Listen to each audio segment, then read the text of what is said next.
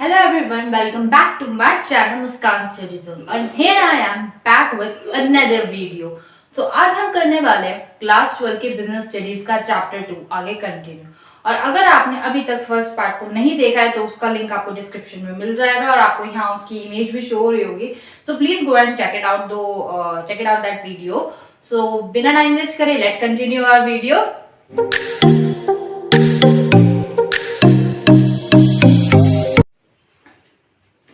आज हम डिस्कस करने वाले हैं इस चैप्टर का सबसे इम्पोर्टेंट टॉपिक जो आई थिंक आपके एग्जाम पॉइंट ऑफ व्यू से बहुत इंपॉर्टेंट है। और क्लास 12 की बिजनेस स्टडीज को कहीं ना कहीं जाना भी इसी एक इम्पॉर्टेंट टॉपिक के बारे में जाता है। तो आज हम करने वाले हैं हमारा topic 14 fuel principles of management को डिस्कस करने वाले हैं। मैंने पहली वीडियो में भी ये चीज बोली थी कि मैंने ये सारे ये हाफ कॉन्सेप्ट्स जो हाफ प्रिंसिपल्स है ये उस वीडियो में नहीं इसलिए कराए थे क्योंकि अगर आप इनके साथ में करोगे तो आपके माइंड में बहुत इजीली सेट हो जाते हैं, हाफ हाफ डिस्ट्रीब्यूशन नहीं होता है। तो उस वीडियो में हमने सिर्फ प्रिंसिपल्स ऑफ मैनेजमेंट के इंपॉर्टेंस फीचर्स ये सब पढ़े थे। तो आज हम करने वाले हैं हमारे 14 फ्यूल प्रिंसिपल्स। तो एक बार देख लेते हैं कि 14 फ्यूल प्रिंसिपल्स है कौन कौन से और फिर उन्हें एक एक करके हम समझेंगे। So here we are with the flow chart. आपको दिख रहा होगा, आपको समझ आ रहा होगा अच्छे से। मैंने आपको ये शो करा है, मैंने बनाया है। So let's start with the first one. तो हमारा जो सबसे फर्स्ट है वो है डिवीजन ऑफ वर्क, यानी कि इस प्रिंसिपल में कहीं ना कहीं किस चीज के बारे में बात करी गई है, वर्क को डिवाइड करने के बारे में, इक्वली डिवाइड करने के बारे में, हर किसी की कैपेबिलिटी के हिसाब से वर्क को डिवाइड करने के बारे में, जो हम अभी पढ़ेंगे आगे। Then the second one is the authority and responsibility, यानी हमें अथॉरिटी भी देनी है लेकिन साथ साथ उस बंदे को रिस्पॉन्सिबिलिटीज भी उतनी ही देनी है। सो हम इसमें ये पढ़ने वाले हैं। Then the third one is discipline। बहुत कॉमन वर्ड हो जाता है डिसिप्लिन से, हमारे माइंड में बहुत चीजें बहुत क्लियर हो जाती हैं कि हाँ वर्क करना है, टाइम पे करना है, यही सब। सो आगे इसे फर्दर पढ़ेंगे। Then the fourth one is unity of command।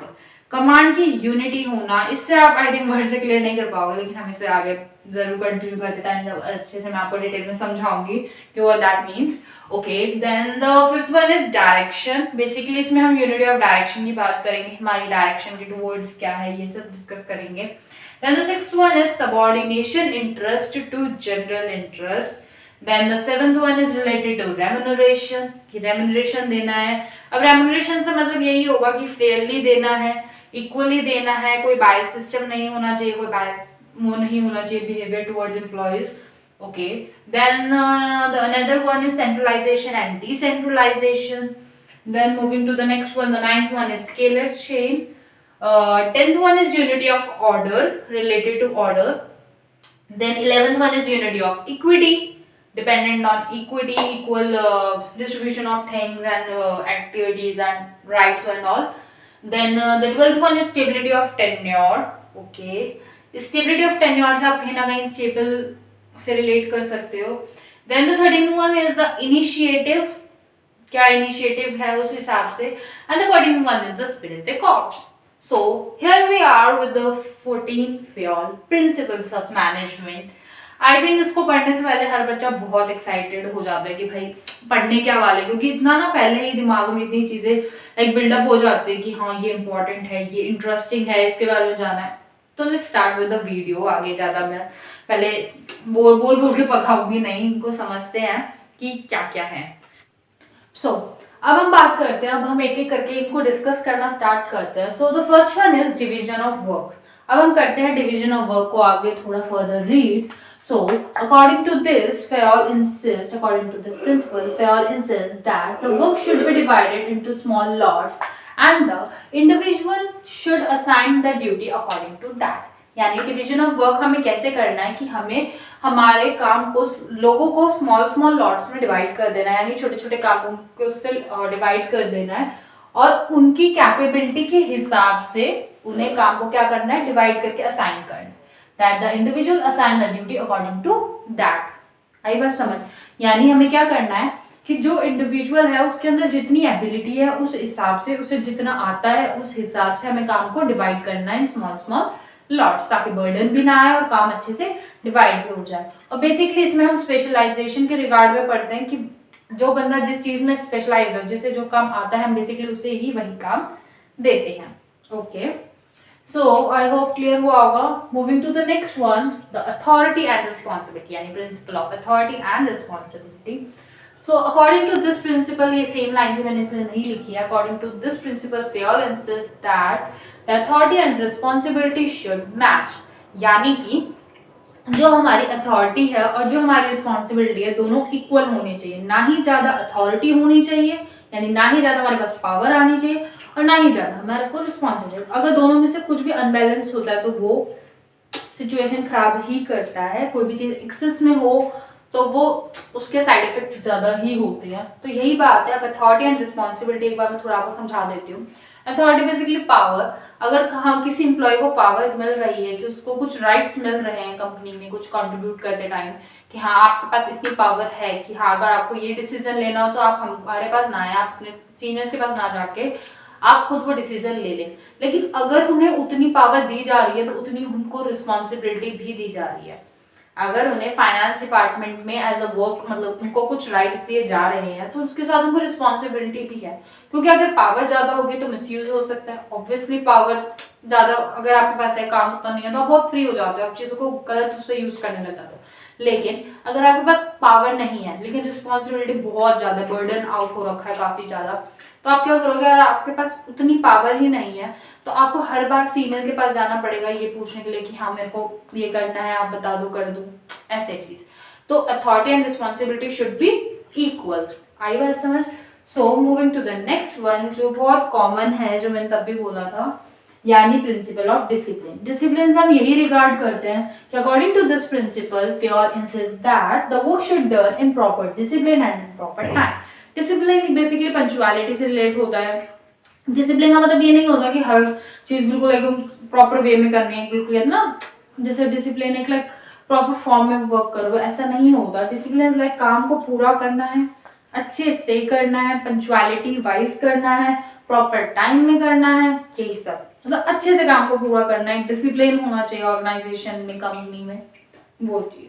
Okay, then moving to the next one, और ये हमारे 14 प्रिंसिपल्स में से बहुत एक इम्पॉर्टेंट प्लेस रखता है ये वाला principle, which is the principle of unity of command. Okay, मैंने जब कहा भी था आप इसको कमांड से रिलेटेड ले सकते हो, आपको थोड़ा सा नहीं समझ आएगा, तो ये बहुत एक इम्पॉर्टेंट टॉपिक, मतलब एक इम्पॉर्टेंट प्रिंसिपल है अपने आप में। सो according to this principle, Fayol insists that the individual should get command from one boss only।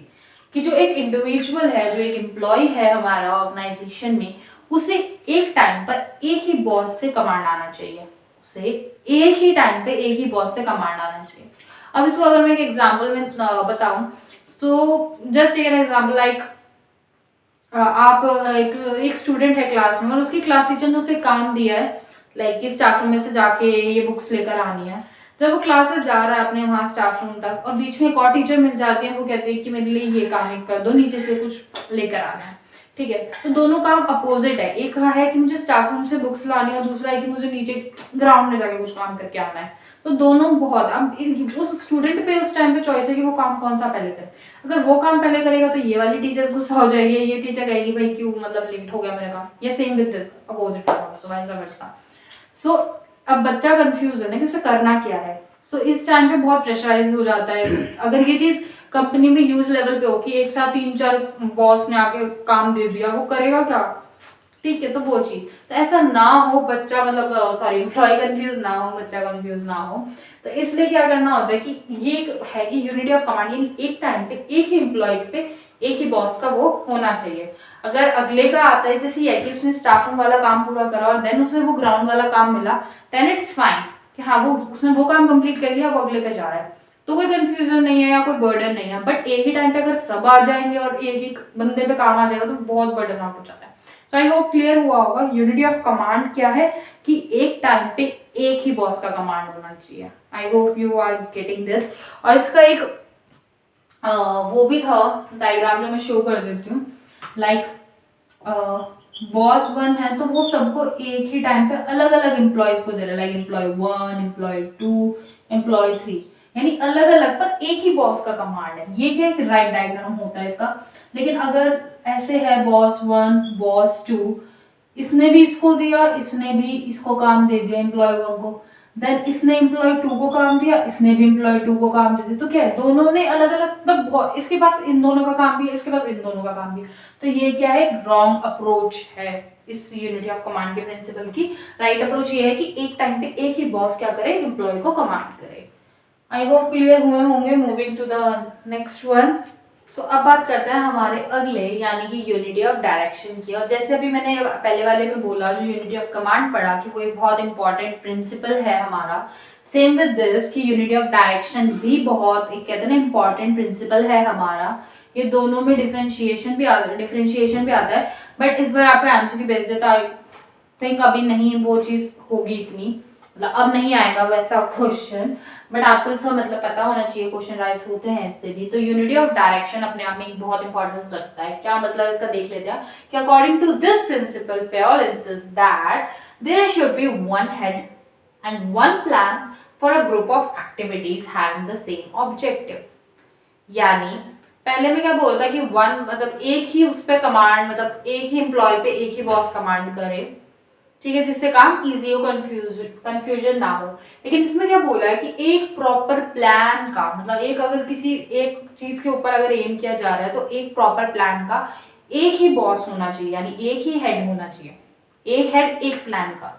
कि अगर कोई चीज कोई कंपटीशन वो करवाना है, कंडक्ट कराना, तो उसका एक ही हेड होगा, क्योंकि प्लान क्या है कि कंपटीशन आपको पूरा करवाना है, और उसका हेड क्या है सिर्फ एक ही होगा जो उसको कराएगा, ठीक है। जिससे क्या पूरा जितने भी लोग उस काम के लिए लगे हैं उनका सबका एम क्या है कि हाँ ये एक कंपटीशन है जो हमें हमको पूरा करवाना है।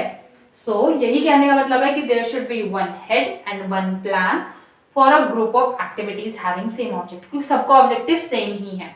बेसिकली कंपनीज में यही चीज होती है कि एक हेड बना दिया जाता है, एक प्लान हो जाता है पूरा डिसाइड कि हमें ये एक गोल है जो हमें अचीव करना है, एक हेड को पूरी रिस्पॉन्सिबिलिटी और अथॉरिटी दे दी जाती है। तो सारे जितने भी एम्प्लॉय जितने भी उसके अंडर वर्क कर रहे हैं उनका सबका मेन एम क्या होता है, वही होता है कि हमें सिर्फ यही चीज करनी है, ठीक है। इससे क्या होगा, ओवरलैपिंग रिड्यूस होती है, ओवरलैपिंग की कंडीशन नहीं अराइज होती है, क्योंकि सबको क्लियर है कि उन्हें करना क्या है, सबके काम बहुत क्लियरली डिस्ट्रीब्यूटेड होते हैं, ठीक है। इसमें नहीं होता। जबकि यूनिटी ऑफ कमांड में यही बात बोली थी कि एक बॉस ही होना चाहिए एक एम्प्लॉय के ऊपर, क्योंकि वहां कंफ्यूजन होती है, और वहां पे क्या है जो इम्पैक्ट आता है वो एक इंडिविजुअल पे आता है, ठीक है। अगर मेरे सर पे 2 बॉस खड़े तो इम्पैक्ट किस पर मुझ पे आ रहा है, मैं एज ए इंडिविजुअल वो हो रही हूँ। लेकिन इसमें नहीं आता, इसमें पूरी कंपनी पे इम्पैक्ट पड़ता है, ठीक है, क्योंकि एक ही एम है, सारे लोग एक ही चीज पे फोकस कर रहे हैं। Okay, so unity of direction बहुत क्लियर हुआ होगा। ये एक ना एक मैं जैसे भी पहले बोला कि दोनों में डिफरेंशिएशन अराइज होता है, और बच्चे दोनों में कंफ्यूज भी बहुत ज्यादा होते हैं कि यूनिटी ऑफ कमांड क्या है और यूनिटी ऑफ डायरेक्शन क्या है। सो डायरेक्शन बेसिकली एक ही वे में डायरेक्ट कर रही है पूरी कंपनी, मतलब पूरे एक प्लान के टुवर्ड्स ही फोकस है, तो सारा मतलब ओवरलैपिंग ये सब नहीं होगी। ये यूनिटी ऑफ कमांड सिर्फ इतना कहता है कि एक बंदे पर सिर्फ एक ही बॉस हो, ज्यादा लोग एक ही बंदे पे अगर काम देंगे तो वो बंदा नहीं कर पाएगा, वो बंदा कंफ्यूज होगा, उसको बहुत ज्यादा वर्कलोड हो जाएगा। आई होप आप सबको बहुत अच्छे से क्लियर हो गया होगा। दोनों में कंफ्यूज होने का दूर दूर तक कुछ नहीं है।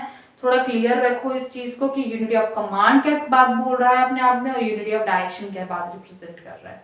ओके, आई होप आपको ये क्लियर हुआ होगा कि एक प्लान एक डायरेक्शन में वर्क कर रही है पूरी कंपनी, एक ही ऑब्जेक्टिव है।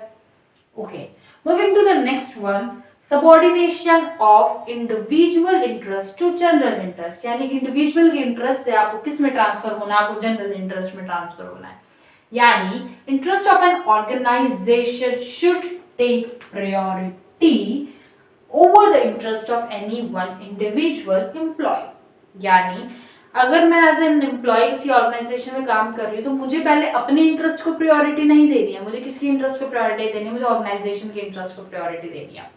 फॉर एग्जाम्पल जो आपकी बुक में भी एक एग्जाम्पल दिया गया है, उसमें यही बात बोली गई है कि कंपनी को अगर कोई सामान लेना है, एक फॉर एग्जाम्पल की 1 यूनिट अगर कोई मटेरियल चाहिए, तो एक एम्प्लॉय है उसी का कोई रिलेटिव कह लो या उसी का बेटा कह लो कि वो क्या कर रहा है, वो उसी चीज का काम करता है। लाइक मुझे 1 यूनिट मेटल चाहिए मेरी कंपनी के लिए, तो मेरा एक एम्प्लॉय है उसका बेटे का वही काम है, ठीक है। तो उस एम्प्लॉय ने क्या किया, उसने अपने बेटे से वो चीज ले ली।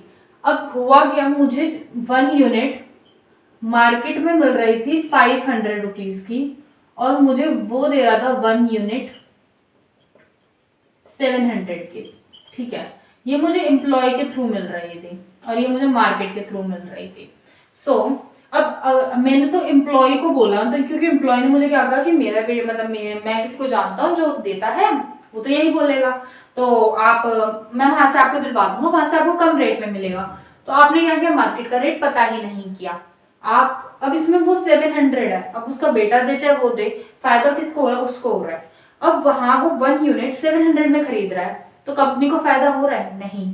कंपनी को क्यों नहीं फायदा हो रहा? क्योंकि मार्केट में उसी चीज की जो रेंज है या उसी चीज का जो प्राइस है वो सिर्फ 500 है, और यहाँ उसको फायदे की बजाय नुकसान हो रहा है, क्योंकि उसको एग्जैक्ट अमाउंट से ज्यादा पे कर रही है कंपनी, 700 पे कर रही है, और कहाँ उसे मार्केट से 500 मिल जाता। यहाँ पे जो ये एम्प्लॉय किसका फायदा देख रहा है, कंपनी का या खुद का? खुद का फायदा देख रहा है। तो वही बात बोली गई है, ये प्रिंसिपल क्या बोलता है कि जब कोई एम्प्लॉय आता है कंपनी में तो उसे अपना इंटरेस्ट नहीं देखना है, सबॉर्डिनेशन ऑफ इंडिविजुअल इंटरेस्ट, यानी अपना इंटरेस्ट ना देखते हुए उसे क्या देखना है, कंपनी का इंटरेस्ट देखना है। अब अगर कोई इसमें अपना इंटरेस्ट देख रहा है, वो तभी ये चीज क्या है, अगर वो कहे तो ये क्या कहेगा कि नहीं यहाँ से ज्यादा मिल रहा है, हम कहाँ से लेंगे, हम मार्केट से लेंगे, क्योंकि मार्केट में 500 में मिल रहा है, यहाँ 700 मिल रहा है, आपको ज्यादा पड़ रहा है, आपको नुकसान हो रहा है। आई बात समझ? तो इसमें यही बोला है कि एम्प्लॉय को अपना इंटरेस्ट ना देखते हुए कंपनी का इंटरेस्ट देखना चाहिए, कंपनी के प्रॉफिट के बारे में सोचना चाहिए। ओके, आई होप क्लियर हुआ होगा। Then moving to the next one, remuneration, principle of remuneration to employees. Remuneration basically कि fair हम treat करें employees को, fairly उनको pay करें उनके उससे। तो यही है कि according to this principle, fairness is that the employees should be paid fair remuneration. उन्हें हमें कैसे pay करना है? Fairly pay करना है। That which gave them at least a reasonable standard of living. कि हम उन्हें उतना तो पे करें कि वो एटलीस्ट एक, हम ये नहीं कहते कि आप प्रॉपर एक बहुत अच्छा स्टैंडर्ड ऑफ लिविंग रहे उसमें रहें, बट एटलीस्ट रीजनेबल, लाइक इतना नहीं, अगर वो बंदा काम कर रहा है तो उसको उतना जितने के लिए वो कैपेबल, एटलीस्ट उसको उतना तो पे करें ताकि वो एक स्टैंडर्ड ऑफ लिविंग रह सके, ठीक है, एक अच्छी सी लिविंग अपने आप उसके लिए अर्न कर सके।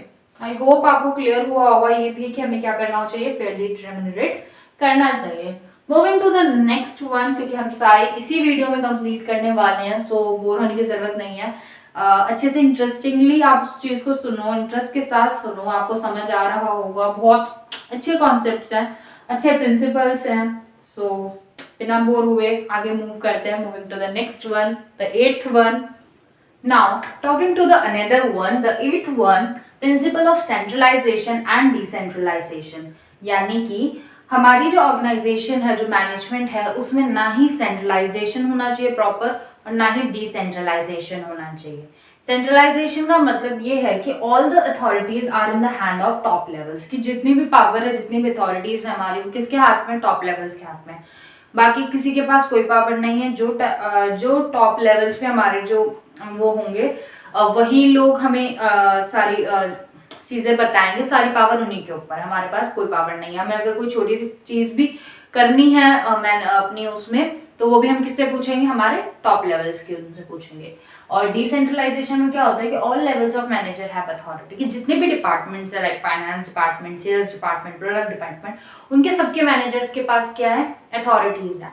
अब अगर सबके पास ही अथॉरिटी हो जाएगी हर मैनेजर के पास, तो वो उसे किसी भी तरह से यूज कर सकता है, ठीक है। अगर टॉप लेवल्स के पास है, सिर्फ टॉप लेवल्स के पास है, तो भी इनके साथ ना, मतलब एक गलत चीज है। और अगर सारी इन्हीं के पास है तो टॉप लेवल्स के फायदा क्या है, टॉप लेवल से तो पूछने की जरूरत ही नहीं। अगर हर डिपार्टमेंट के मैनेजर के पास है, वो कहेगा ऊपर से करना क्या, हम खुद ही कर लेते हैं सारी चीजें।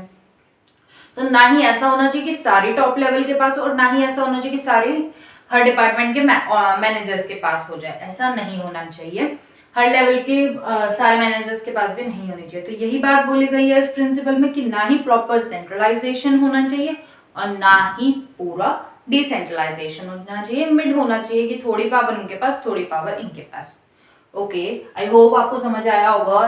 Then moving to the next one, the scalar chain, principle of scalar chain. और जैसे मैंने पहले आपको एक इम्पॉर्टेंट आया वो बताए थे, प्रिंसिपल्स थे जो हमारे सारे इंपॉर्टेंट, बट उनमें से भी जो हाईलाइटेड वंस हैं, जो ज्यादा जिनके पेपर में आने के चांसेस होते हैं, तो एक था unity of command, principle of unity of command. Then another one is the principle of unity of direction, और अब है हमारा principle of scalar chain. Okay, so इसमें basically highest to lowest rank होती है, स्ट्रेट लाइन में highest to lowest rank के बारे में बात की गई होती है। आपको ये डायग्राम दिख रहा होगा जिसमें सारे ना डिपार्टमेंट वाइज है, लाइक दी ये पूरा सेल्स डिपार्टमेंट का है, ये पूरा प्रोडक्ट डिपार्टमेंट के लोग हैं और ये हेड है हमारे। तो इसमें क्या होता है, हम ना डायरेक्टली ये लोग इनसे बात नहीं कर सकते। अगर मुझे बात करनी तो मैं डायरेक्टली इनसे बात नहीं कर सकती, एक के बाद एक की वजह से। पहले अगर ए को काम है कोई भी तो वो पहले बी को बताएगा, बी फिर सी को, सी फिर डी को, फिर जाके वो ई के पास जाएगी, फिर जो वो बात जो इन्होंने समझाया वो समझेगा, फिर उसके बाद वो अपना डिसीजन एफ को बताया, फिर एफ जी, फिर जी एच को आएगा, ऐसे जाके बात होती है। तो वो क्या एक बहुत लंबा प्रोसीजर हो जाता है। जैसे क्लास में नहीं होता, अगर किसी स्टूडेंट को प्रॉब्लम है तो वो आके पहले मॉनिटर को बोलेगा, मॉनिटर फिर टीचर को बोलेगा, टीचर फिर प्रिंसिपल को बोलेगा, और सेम विद अगेन कि प्रिंसिपल ने समझी बात, प्रिंसिपल फिर टीचर को बताएगा, टीचर फिर बच्चों मॉनिटर को बताएगा, देन वो बच्चों के पास बात आती है। तो बहुत एक लंबा प्रोसीजर हो जाता है, ठीक है। तो इसमें यही बात बोली गई है कि क्या करा जाता है, हाईएस्ट टू लोएस्ट जाया जाता है, आपको ऐसे करना होता है। लेकिन हर बार जरूरी नहीं होता, कई बार होता है कि बहुत अर्जेंट सिचुएशन होती है, आपके पास टाइम नहीं कि आप एक करके बताओ और फिर वो चीज हो, बहुत लंबा हो जाता है क्योंकि। तो एक गैंग प्लान भी आता है और ये 1 मार्कर के लिए बहुत इंपॉर्टेंट है, लाइक 1 मार्कर एमसीक्यू के लिए। सो अगर जब बहुत कहते हैं ना ड्यू टू अर्जेंसी, लाइक बहुत इमरजेंसी कोई सिचुएशन आ जाती है तो दे कैन डायरेक्टली कॉन्टैक्ट, वो आपस में भी डायरेक्टली बात कर सकते हैं, ऐसा कुछ नहीं है। अगर किसी स्टूडेंट को लाइक बहुत अर्जेंट है, उसके पास नहीं है टाइम कि वो मॉनिटर बोले फिर आगे आगे से बात हो, तो वो डायरेक्ट जाके प्रिंसिपल से भी बात कर सकता है इन सिर्फ एक अर्जेंट केस में। ऐसा नहीं कि हाँ जब मन करे वो नहीं, जब बहुत अर्जेंट हो तो वो कर सकता है। जैसे यहाँ पे अगर बी है, उसको एच से काम था तो उसने डायरेक्ट यहीं से बात कर ली, उसने पूरी इसको फॉलो नहीं किया। तो ये जब आपस में डायरेक्टली बात कर लेते हैं उसे हम बोलते हैं gang plan. Okay, I hope clear हुआ होगा कि गैंग प्लान क्या है, स्केलर चेन क्या है, लाइक हाईएस्ट टू लोएस्ट हम फॉलो करते हैं, एक के बाद एक के बाद एक के बाद सबको बात पता चलती है और फिर डिसीजन आता है। और गैंग प्लान में और डायरेक्टली हम बात कर सकते हैं, वो भी अर्जेंट केस में जो हमारी डिले को अवॉइड करते हैं, जब उनकी भाई इतना टाइम नहीं है कि इतना वो हो तो आप फटाफट जाके उनसे ही बात कर लो। ओके, आई होप क्लियर हुआ होगा। Now move to the next one, the 10th one. So जो हमारा 10th प्रिंसिपल है वो है प्रिंसिपल ऑफ ऑर्डर, यानी everything should maintain in proper order. अब आप ऑर्डर सोच रहे होगे लाइक एक ऐसे सीरीज में रखा होना, नहीं, इसका मतलब ये है कि हर चीज अपनी प्रॉपर प्लेस पर होनी चाहिए। अगर आपको बुक्स चाहिए तो आप कहाँ जाओगे, आप लाइब्रेरी में जाओगे क्लास में। अगर आपको कंप्यूटर्स वगैरह से काम है तो आप कंप्यूटर लैब जाओगे। अगर आपको टूल्स चाहिए तो आप टूल्स बॉक्स में चेक करोगे ना, यानी हर चीज अपनी प्रॉपर प्लेस पर होनी चाहिए। ओके, क्योंकि इससे क्या ऑर्गेनाइजेशन एक तो वेल लुक लगते हैं, वेल सेटल, मतलब अच्छी सारी सब कुछ मेंटेन लगता है, ठीक है, और आपको ज्यादा प्रॉब्लम नहीं होती है, ठीक है। तो वही चीज है इसमें कि प्रिंसिपल ऑफ ऑर्डर क्या कहता है कि हर चीज अपनी प्रॉपर प्लेस पर होनी चाहिए। ओके, बहुत एक सिंपल सा था, आई होप क्लियर हो गया होगा। Then the another one is principle of equity. जो हमने पहले पढ़ा था वो था प्रिंसिपल ऑफ रेम्यूनरेशन, यानी हमें सबको फेयरली रेम्यूनरेट करना चाहिए, पे करना चाहिए। लेकिन प्रिंसिपल ऑफ इक्विटी क्या कहता है कि हमें सबको इक्वली ट्रीट करना चाहिए। अब इक्वली ट्रीट करने का मतलब क्या है, अभी देखो जैसे हमने पहले वाले में बोला था कि हमें रेम्यूनरेशन फेयरली देना चाहिए। अब अगर एक एम्प्लॉय है आपका, वो 10 यूनिट, अगर आपका एक एम्प्लॉय है वो 10 यूनिट प्रोड्यूस कर रहा है और जो सेकेंड एम्प्लॉय है वो आपका 8 यूनिट प्रोड्यूस कर रहा है, लेकिन आप दोनों को ही 500 पे कर रहे हो, क्योंकि आप किस चीज में वो कर रहे हो कि उन्हें फेयरली रेम्यूनरेट करना है कि भाई जितना इसको दिया उतना ही उसको दे। पर नहीं, इससे आप इक्वल कहाँ हो रहे हो, आप इक्विटी को फॉलो कर ही नहीं रहे, क्योंकि ये इस बंदे ने मेहनत करी है, इसने उससे ज्यादा प्रोड्यूस करा, उसने उससे ज्यादा प्रोड्यूस किया तो उसको टाइम भी ज्यादा लगा, उसकी एनर्जी भी ज्यादा लगी है, ठीक है। तो आप दोनों को सेम तो रेम्यूनरेट कर ही नहीं सकते, तो इसमें इक्वालिटी तो आई ही नहीं। तो इसमें कहने का मतलब यही है, रेम्यूनरेट फेयर करने का मतलब ये है कि उनकी कैपेबिलिटी, उनके एबिलिटी के हिसाब से आप उन्हें फेयरली रेम्यूनरेट करें। और इक्विटी का मतलब क्या है कि इक्वालिटी की बेसिस पे ये कि जितना इसने किया उसको उतना मिलेगा और उसने जितना करा उसको उतना मिलेगा, ठीक है। फेयरली रेम्यूनरेट करने के साथ साथ हमें फेयरली इक्वालिटी भी रखनी है ऑर्गेनाइजेशन में। ये नहीं कि सबको सेम अमाउंट, सेम वेजेस पे करें, ऐसा नहीं होता। जिसने जितनी मेहनत करी है उसके हिसाब से उसे पे किया जाता है। आई होप अच्छे से क्लियर हो गया होगा। Now moving to the next one, the 13th one नहीं, the 12th one, stability of tenure. और अब हम हमारे लास्ट 2 और बचे हैं और उसके बाद हमने हमारे 14 प्रिंसिपल्स अच्छे से समझ लिया। आई होप आपको अच्छे से क्लियर हुए होंगे। बिना पकाए मैंने कोशिश करी है बहुत इजी और क्लियर उसमें आपको अच्छे से मैं समझा पाऊँ। आई होप मैं अपने काम में अच्छे से कर पाई होंगी। सो नाउ हम अब बात करते हैं हमारे जो अभी रहते हैं 2-3। सो स्टेबिलिटी ऑफ टेन्योर, यानी ये जो प्रिंसिपल है ये किसके बारे में बात कर रहा है? स्टेबिलिटी के बारे में बात कर रहा है। स्टेबिलिटी के बारे में बात कर रहा है तो ऑब्वियसली एम्प्लॉय की स्टेबिलिटी के बारे में ही बात हो रही होगी यहाँ। तो there should not be frequent transfer, कि जो एम्प्लॉयज हैं उनका ट्रांसफर बहुत ज्यादा फ्रीक्वेंटली नहीं होना चाहिए। क्योंकि अगर मैं एज एन एम्प्लॉय किसी ऑर्गेनाइजेशन में लग रही हूँ और मैंने वहाँ 2 महीने काम किया और उसके बाद मैंने फिर अपनी ऑर्गेनाइजेशन चेंज कर लिया, मेरा ट्रांसफर हो गया, फिर मैंने वहाँ 2 महीने काम किया, फिर मेरा ट्रांसफर हो गया, तो इससे क्या, मेरे को तो स्टेबिलिटी मिल ही नहीं रही ना। मैं पहले इस ऑर्गेनाइजेशन का पूरा एक समझ रही थी तरीका क्या है, हाउ दे वर्क, कैसे चीजें चल रही हैं, वो सब समझने में जहाँ मैं सेटल होना स्टार्ट हुई, फिर मेरा ट्रांसफर हो गया, देन अगेन यही सेम चीज हुई। तो इससे ना तो मैं अपनी ग्रोथ प्रॉपरली कर पा रही हूँ, ना ही मैं काम को अच्छे से समझ पा रही हूँ, तो वो चीज नहीं हो रही। तो कहने का मतलब यही है कि इसमें की स्टेबिलिटी होनी चाहिए टेन्योर की, यानी जो एम्प्लॉय उसको स्टेबल होना चाहिए, उसके ज्यादा जल्दी ट्रांसफर नहीं होने चाहिए। Okay, then the another one is principle of initiative. Initiative basically यही है कि एम्प्लॉयज का भी इनिशिएट हो ऑर्गेनाइजेशन के टूवर्ड्स, कि वो भी अपने सजेशंस प्रॉपरली फ्रीली होकर दे सके ऑर्गेनाइजेशन में, जिससे क्या एक कॉपरेशन रहेगा उनका टुवर्ड्स द ऑर्गेनाइजेशन। उन्हें सिर्फ ऐसा नहीं लगेगा कि हम यहाँ आके सिर्फ काम कर रहे हैं, उन्हें लगेगा कि नहीं, उनकी बात भी सुनी जा रही है, उनके सजेशंस को भी कंसीडर किया जा रहा है। तो प्रिंसिपल ऑफ इनिशिएटिव यही कहता है कि हमें एम्प्लॉयज के भी सजेशंस को मार्क करना है, उनको भी एक होम नहीं, जस्ट लाइक एक ऐसे एनवायरनमेंट प्रोवाइड करना है कि दे डोंट फील कि दे बस जस्ट काम करने के लिए आ रहे हैं, प्रेशराइज एनवायरनमेंट में दे आर लाइक वर्किंग, ऐसा नहीं होना चाहिए। Okay, the another one is the principle of split the corps. और इससे कोई मतलब लाइक पढ़ते ही तुम्हें कोई मतलब समझ नहीं आ रहा होगा कि इसका क्या मतलब है। तो इसमें बेसिकली यही बात करी गई है कि they should work together, they should work in a group, they should work together. Because जब लोग साथ में काम करते हैं तो एक कॉपरेशन होता है, कोऑर्डिनेशन बिल्डअप होता है। अगर वो लोग अकेले अकेले काम करेंगे, ना ही कॉपरेशन होगा, ना ही कोऑर्डिनेशन होगा, और ऑर्गेनाइजेशन को आगे मूव करने के उनके लिए towards the highest growth of the company, उनको कॉपरेशन और कोऑर्डिनेशन दोनों चाहिए होता है। सो अगर वो लोग ग्रुप में काम करेंगे, एक दूसरे को समझते हुए काम करेंगे, तो वो ऑर्गेनाइजेशन के लिए ज्यादा फ्रूटफुल होता है। ओके, तो ये प्रिंसिपल यही कहता है। सो इसी तरह हमने हमारे 14 प्रिंसिपल्स कंप्लीट कर लिया। आई होप आपको अच्छे से समझ आया होगा। सो ये वीडियो अब यहीं तक है, आप अच्छे से समझो एक बार। अगर आपको कोई भी टॉपिक नहीं क्लियर हुआ है इनमें से, या कोई भी प्रिंसिपल नहीं अच्छे से समझ आया है, सो उसको आप कमेंट कर सकते हो, मैं आपको फ्री अच्छे से बताऊंगी। और अगर आप एक बार पूरी वीडियो रिपीट पे देख सकते हो, अगर तब भी नहीं समझ आता तो प्लीज फ्रीली होके आप डाउट पूछ सकते हो। So thank you for watching. Please like, comment and share with your friends as well as your classmates. Thank you for watching, और प्लीज सब्सक्राइब करना मत भूलना, और साथ ही साथ प्लीज प्रेस कर देना बेल आइकन को, ताकि जब भी कोई न्यू वीडियो आए आपके पास नोटिफिकेशन फटाफट आ जाए। सो थैंक यू।